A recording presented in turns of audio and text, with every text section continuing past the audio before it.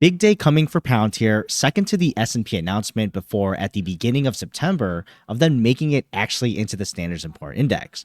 But tomorrow, Monday, September 23, is going to be the first official day that Palantir will be effectively added to the S&P 500 index for market hour trading.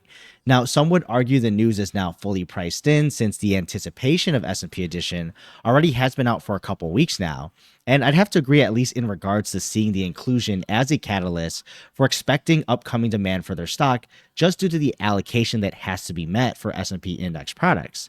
Now, with them officially part of it, you could say the need for institutions buying is over to at least meet the minimum of getting the right allocation mix for the percentage representation that Palantir will be at in relation to other companies in the index. And that can change over time too, with rebalancing each quarter if their market cap goes down or up over future quarters. So if there's a gap over time between how other companies' market caps perform and changing against Palantir, that can technically also mean funds would need to make sure they buy more or even don't need to have as much Palantir. So it can be a subtle but meaningful buy or sell pressure for the stock coming from a wider timeline lens.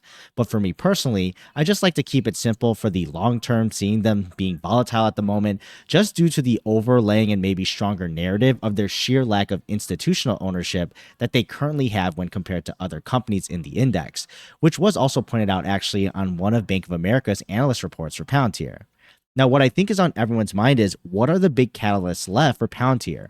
And if you've been with the channel for a while, it always felt like there was something to look forward to compete, win, anticipate, finalize, just something.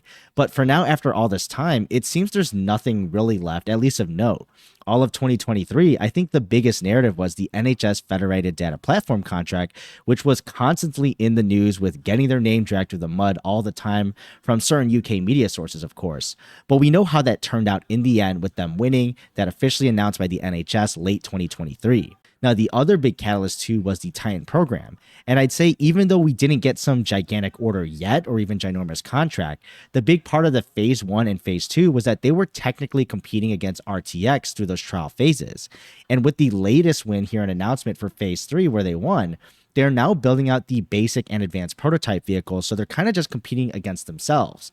So you could say that the upcoming catalyst for that would be confirmation of them expanding this program and rolling out a larger order for the DoD, but that is probably some time away still since they're still prototyping and most recently just heard about one of their first vehicles getting delivered to an Army base.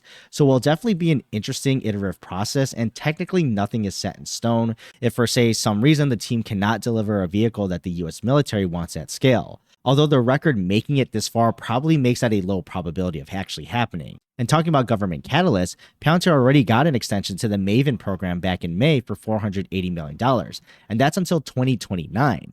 Now, one interesting note is that the expansion of the Maven user base is until September of 2029, so the contract will be up actually for renewal before those several months, at least for the effective date in comparison to those user licenses. Maybe it's just a small detail here, but if you have user licenses longer than the program itself, there's probably no worries about staying on, which is a huge plus just because of how sprawling the program is already, as well as its continued expansion that we keep hearing about. But obviously, there's still a risk of things changing over 5 years from now. Then talking about finally S&P index inclusion, where we are today, it happened quicker than I personally thought. And even reading through comments, some of you thought it wouldn't happen until 2025 or even into 2026. But obviously that is also over now, and definitely not to overlook this event, but it's one of those things where it's happened now, so we check it off the list, and then the market is really looking forward to what is the next thing to happen. So predictable catalyst-wise, there really isn't anything in the near future that brought to my attention at least, although let me in the comments if I'm missing something really big. Except for maybe some of the other large US military programs that can lead to a big contract, which are always a pleasant surprise in my opinion when they show up as a winner. But I think now the market without any obvious incoming catalyst will pay a lot more attention to the performance of Palantir. The real fundamental catalyst for the company is getting true explosive growth in the customer numbers and revenue. As a growth stock, the expectations of continued expansion and growth of their top line is going to drive the kind of multiples people are willing to give, because faster growth means that they can grow into a rich valuation, whereas anything that inhibits that narrative can contract what the market is willing to give.